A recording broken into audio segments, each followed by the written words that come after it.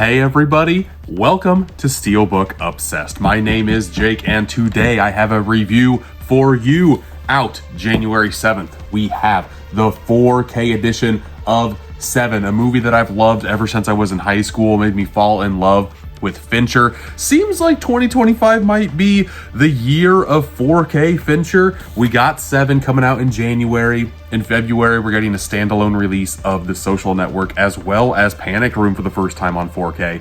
Cannot wait to get all of that Finchery goodness in the best resolution as I possibly can. But to talk more about that, I have the 4K. I also have the Blu-ray Steelbook of Se7en. Made me kind of wonder, does one look better than the other? I will answer that question by the end of this video. If you like these type of videos, make sure you like this video and subscribe to the channel and all of that fun stuff, because I plan to do a lot more of these this year. But let's break down the movie that is Se7en and kind of showcase off the packaging materials as we talk about the movie, because I just got done with my rewatch and I gotta say, Se7en is so solid, even though it might be known for the memification of what's in the box. It's a lot more than that. It's a lot more layered than that, because of course it is. It's a lot more layered than a meme is. Here is the case itself. We got a nice, semi-nice shot on the back. It's a nice glossy finish on here. Mine came a little damaged. I don't know if you can see the rippling effects if I shine in the light just right. There it is. But honestly, it's a case. It does not bother me too much, because you open this sucker up and boom. I thought the packaging was fine before watching the movie. After I got done watching the movie, I really enjoy this packaging a lot more, just because this photo plays a big role in the actual movie itself. I love this hallway scene so much. I love this type of packaging too. It's a digipack book. It's got a nice magnet in here. Just, oh, the sound of that, it's very quieted down, almost silenced almost, but it still sounds so good. Here's another clip for you. Oh, that sounds so good. But here is a shot of the inside before you even open it. Is this packaging a little bit of overkill? I would say yes, but I'm not mad at it either. And then here's everything all the way opened up. Again, as soon as I was done with the movie, I just looked at these images more and more, and I had a better appreciation for the packaging. I like this type of packaging. There's like a steel book-ized version of this. Let me grab one of those just to show you an example. Just a second. Here's a version of Interstellar that is semi-similar to what this packaging is. I really wish that, again, this is Paramount, sorry, but I wish Warner Brothers would have went this route. Again, it's got the magnets. It's just a lot more shiny and a lot more steelbook-esque. I like this. I specifically like this because of the way the discs are housed inside. One of my main gripes with this packaging, specifically for the 4K version of Se7en, people, is that the disc, you can see it's right there, but it's not housed right here. Again, the pictures are nice, but the 4K disc is just right here. I'm gonna pull it out, even though every time I do this, I feel like I'm gonna do damage to the 4K disc, because there's a little bit of a yank there. I'll kind of try to showcase this. Again, my phone is showing off mighty crazy, but there are a couple smudges on there just from grabbing it. I can see a couple like marks already just from the packaging design. 4Ks are so delicate. Blu-rays, I feel like I can toss around the house like a Frisbee. They won't get damaged. There's some type of like scratch protector on a Blu-ray disc that 4Ks do not have. And I feel like if I keep on putting this disc inside of this packaging over and over again, this disc might not play anymore. And that is a huge oversight for me for packaging like this, unfortunately.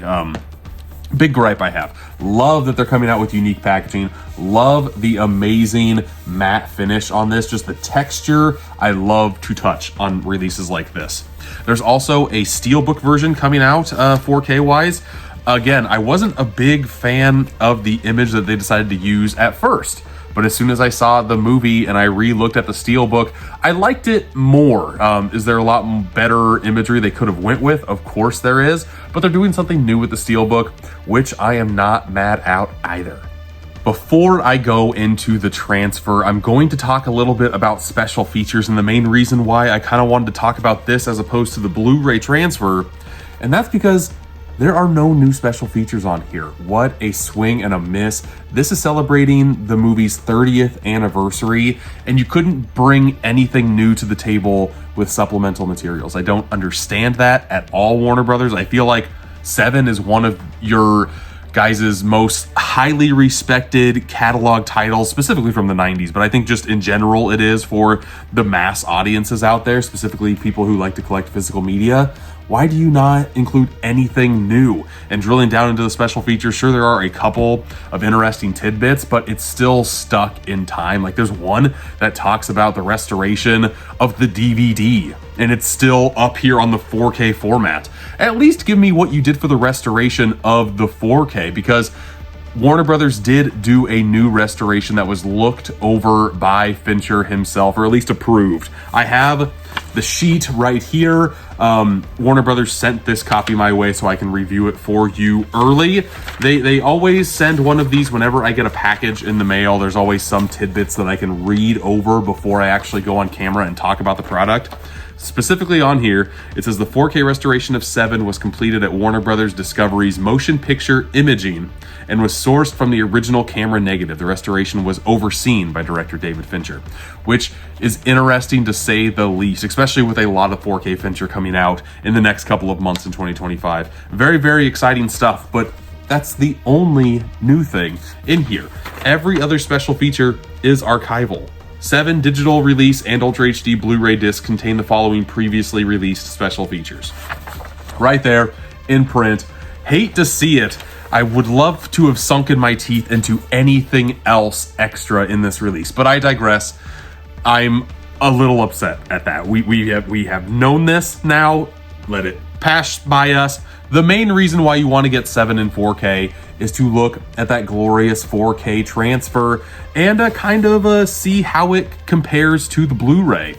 And while the 4K is better, I don't think it's a huge step up, and I wanted a lot more, I guess, from this 4K transfer.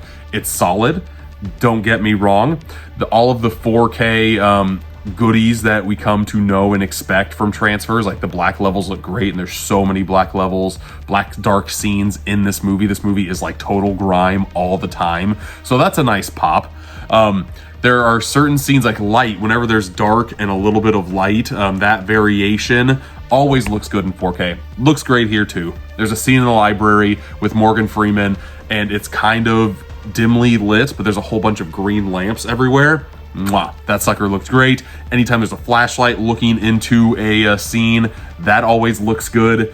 But comparing the 4K to the Blu-ray, I would say the biggest change is that there's a different kind of filter over the 4K than there is on the Blu-ray. The Blu-ray looks a little brighter than the 4K does. I have a couple of shot comparisons that I took. Just beware that this was taken from my phone. I just wanted to kind of showcase what I saw. And if you look at a couple of them close to each other, back to back from each other, I don't think you see that much of a difference. You kind of see a little bit of a different tone in a shot, but that's about it, like a color tone. That's really all that there is changed. But if you kind of pinch, I was pinch zooming in a lot of these pictures, and the Blu-ray, of course, looks grainier than the 4K. You come to expect that. On the Blu-ray, there was a 2K transfer to begin with. I double checked. So there is a difference. I wouldn't say specifically if you're playing the movie, sure, you can freeze frame and pinch zoom and all that fun stuff. At the end of the day, if you're just playing the movie, there's not a huge difference to me personally, to my two eyes right here on the OLED that I'm watching in the 4K player that I'm playing it in. If you don't own the Blu-ray, of course, go pick up the 4K. It's still going to be the best way to watch this movie. And if you don't own 7, my God, please own 7. 7 is such a staple in just pop culture. It's such a staple, solid release. The movie is a cat and mouse game like no other. The serial killer, which is huge now, true crime, is such a big subgenre, and it really spiked really during COVID and has not slowed down too much at all. You pop on Netflix, there are so many true crime documentaries, so many podcasts. This seems almost ahead of its time in that realm. It also kind of seems like a longer version of a Law and Order episode, which I don't think is a bad thing at all. This is such a solid cop procedural, but it's also a great cat and mouse game. You get the perspective from the two cops, Brad Pitt, Morgan Freeman, for the first 2/3 of the movie. And then it switches over to the main bad guy played by, I guess I shouldn't say who it is, even though you know who it is if you've seen the movie. I'll keep this as spoiler free as possible, but you kind of get into his mind a wee bit while still with the two cops. It's a great movie. It does not lose its luster. Even though it's been out for 30 years, I gave Seven a 4.5 out of 5 over on Letterboxd. Still love this movie with a passion. And I think since there's so many 4K Finchers coming out this year, I'm gonna just deep dive into his entire catalog. On Letterboxd, I already saw that I have reviewed, I've had an account since 2017. I've reviewed half of his movies since I've been on here in 2017. I know I've seen the majority of them, if not all of them. So I'm gonna give all of them a rewatch and just kind of see what Fincher reigns supreme, because The Social Network is one of my favorite movies of all time. It's on the main 4. You pick like 4 favorites on Letterboxd. Social Network is up there for me. But I also love Zodiac.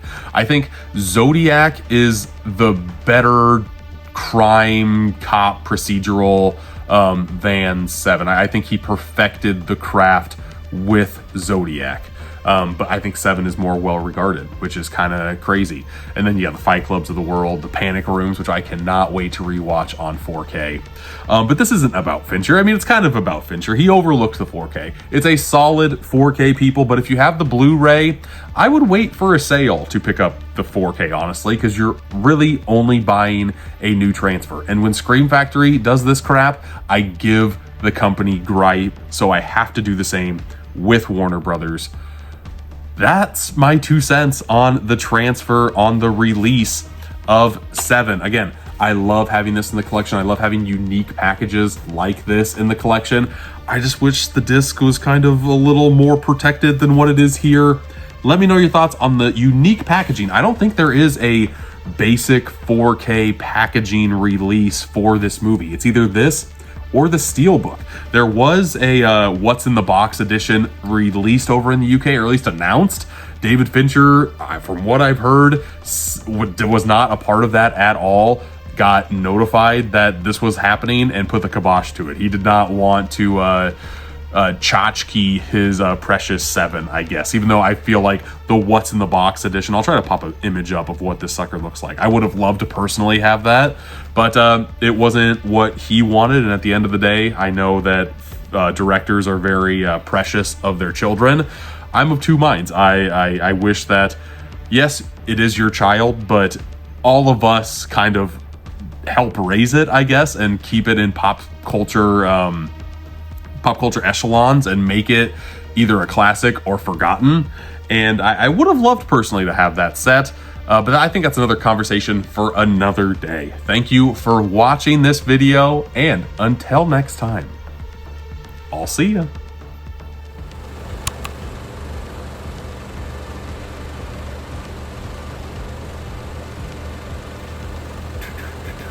Help me get away from myself. I wanna you like an animal.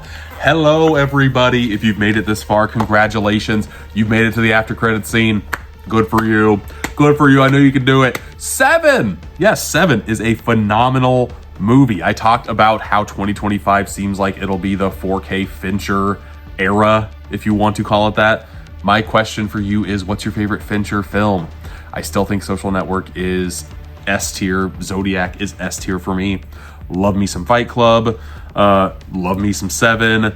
Mank Stank. That's like the only movie that I've seen of his that I did not like too much at all. The Killer, I feel like, is forgotten because it's just stuck on Netflix. I was able to watch that movie in theaters when I was in New Orleans.